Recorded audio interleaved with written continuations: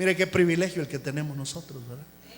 Porque en ellos venía eventualmente, pero en nosotros mora el Espíritu Santo de Dios, porque somos templo y morada de su presencia.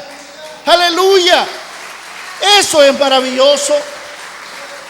Ahora, ¿cómo ocurre esto? Porque hay mucha gente que se confunde aquí y no entienden, y es importante que lo entienda para que lo experimente, porque lo que yo quiero es que usted lo experimente. Que no solamente vea que el pastor es ungido, como Dios usa al pastor, o a la hermana fulana, o al hermano sutano, cómo habla en lenguas, cómo Dios lo usa para orar por los enfermos y que se sanen, para profetizar y cosas como esas. Lo que yo anhelo es que usted también reciba esa unción, ese poder, esa ministración del Espíritu. Entonces aquí hay dos elementos importantes. Debemos recibir por fe el Espíritu Santo. Cuando hablamos nosotros del sello del Espíritu, estamos hablando de que somos propiedad divina. Y el día en el que nosotros nos convertimos a Cristo Jesús el Señor y lo recibimos como Salvador personal, ese día el Espíritu Santo nos selló como propiedad divina y vino a morar dentro de nosotros. Vino a vivir dentro de nosotros. ¿Ok? Y por eso hablamos de la llenura del Espíritu. Pero el otro elemento es el bautismo en el Espíritu Santo, que es diferente al sello del Espíritu Santo. El sello del Espíritu Santo tiene que ver con morada interna del Espíritu en tu vida.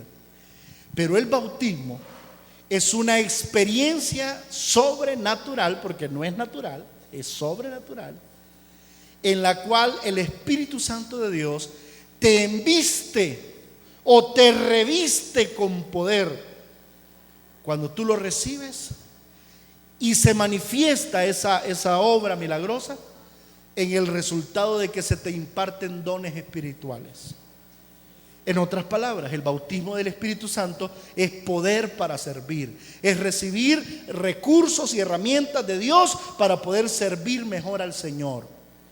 Pablo decía a las iglesias: yo no vine a ustedes con palabras de humana sabiduría o persuasivas de los hombres, yo vine con demostración de poder y del Espíritu Santo de Dios. Los apóstoles sabían que no podían impactar a la generación de su mundo, de su época, si no era con el poder del Espíritu Santo de Dios. De eso ellos estaban claros, porque se enfrentaban a fuerzas malignas. Se necesita de la obra del Espíritu Santo. Entonces esa experiencia se recibe por fe. No es una cosa mecánica ni manipulada.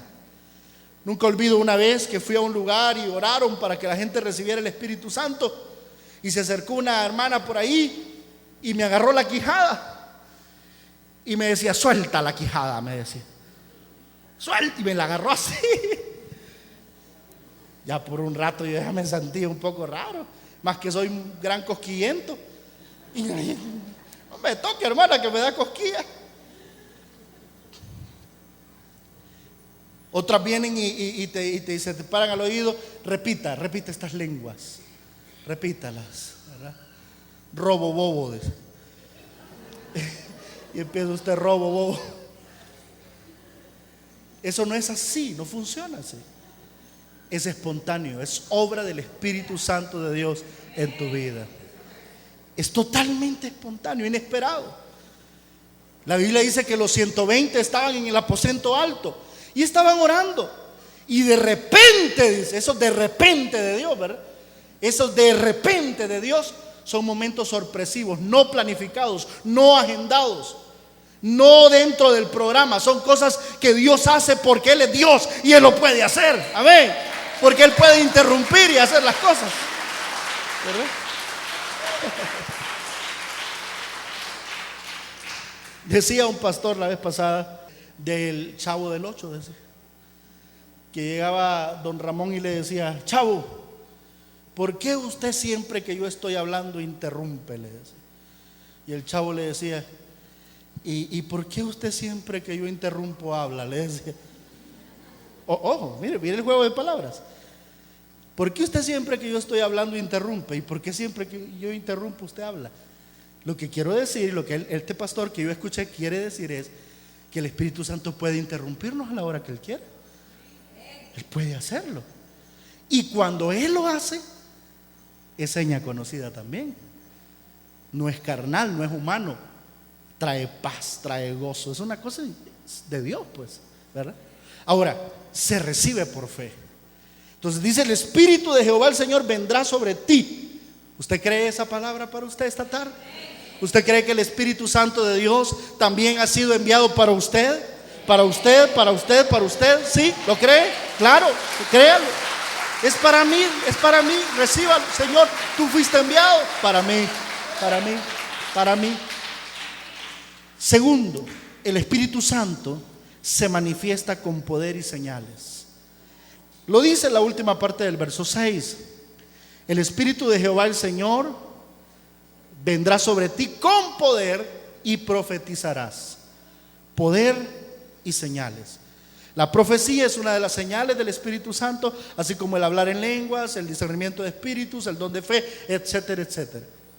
Pero las obras sobrenaturales del Espíritu son evidencia manifiesta de que Él ha obrado. Tercero, los cambios y las transformaciones son su obra maestra.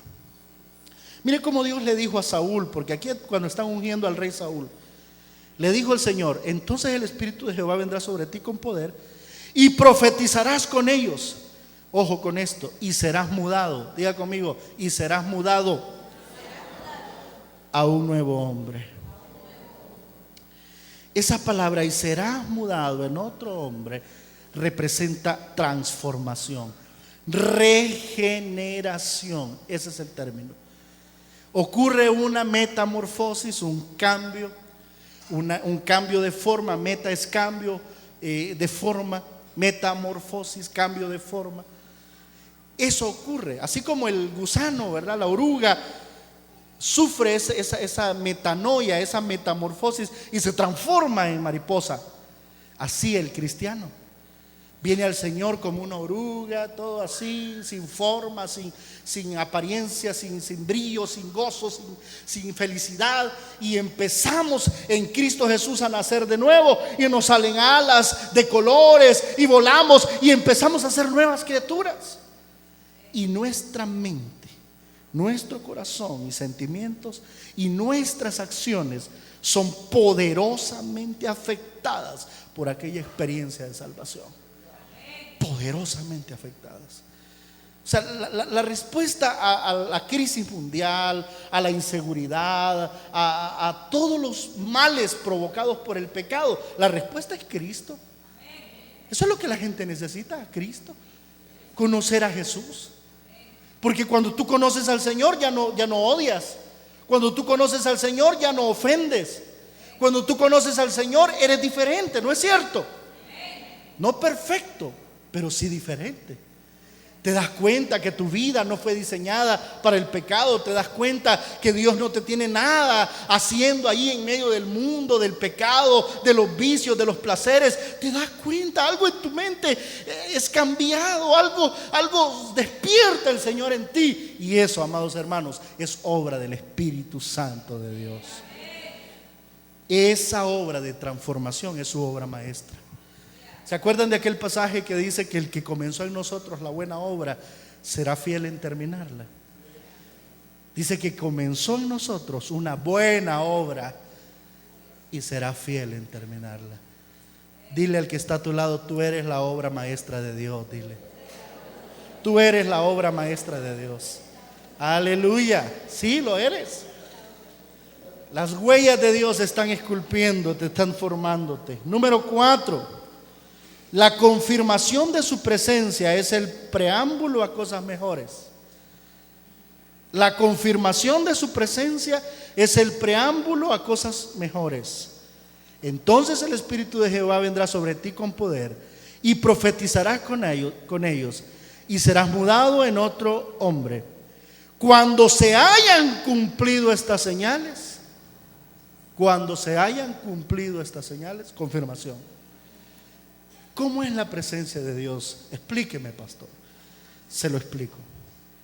La presencia de Dios es invisible, es inmaterial.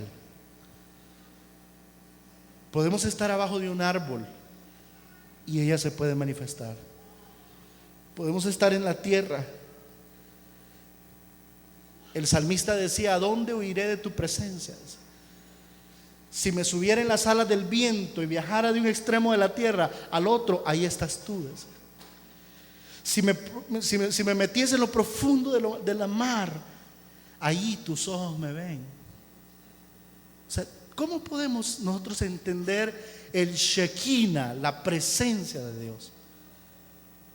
Cuando dice la escritura en Ageo que la gloria postrera de esta casa será mayor que la primera, habla de una gloria, de una presencia. En Pentecostés, en el aposento alto, dice que le fueron repartidas lenguas como de fuego y hablaban todos otras lenguas. En ese momento había gente de todos los lugares del mundo ahí en Jerusalén y dijeron: ¿no son estos de Israel, de Jerusalén, hebreos? ¿Y por qué hablan en nuestro idioma? Ayer que estábamos en la conferencia de misiones, pasó una hermana misionera de la India y enseñó un canto en hindú, ¿verdad?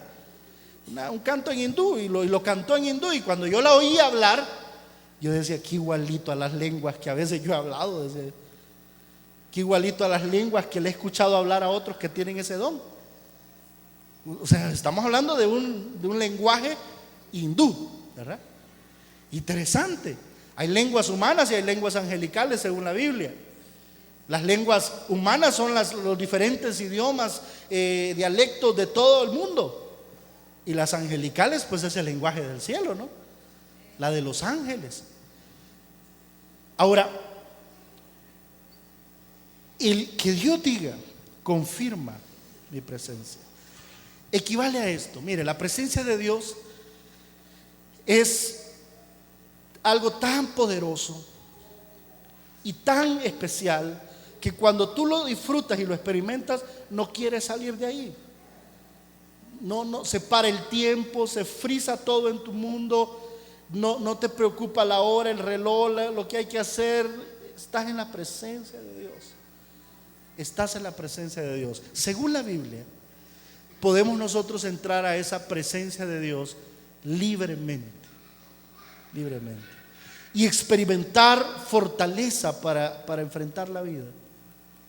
Vaya a la presencia de Dios en la mañana, antes de acostarse o a cualquier hora del día, y disfrute de la delicia de estar cerca del Señor. En la presencia de Dios, tus debilidades se fortalecen. En la presencia de Dios, tus manchas salen. Lo malo, porque es luz inaccesible, imposible de ver. Y estoy hablando en términos espirituales. Entonces esa luz de Dios hace brotar lo que no le agrada al Señor. Por eso es que cuando Isaías, en el capítulo 6 de Isaías, vio la gloria de Dios, dice la Biblia que Isaías miró a Jehová sentado en su trono, que sus faldas, dice, caían y llenaban el templo, y que los quiciales, las columnas del templo se estremecían a la voz del que clamaba. Había ahí serafines, dice Isaías, que tenían 6 alas, con 2 volaban, con 2 cubrían sus pies y con 2 cubrían su rostro. Mire, los serafines no podían inclusive poder verlo. Imagínense el nivel de intensidad y de poder en la presencia de la gloria de Dios. Y decían: santo, santo, santo Jehová de los ejércitos, la tierra entera está llena de su gloria. ¿Qué fue lo que dijo Isaías cuando vio aquello? Ay de mí, dijo, que soy hombre de labios inmundos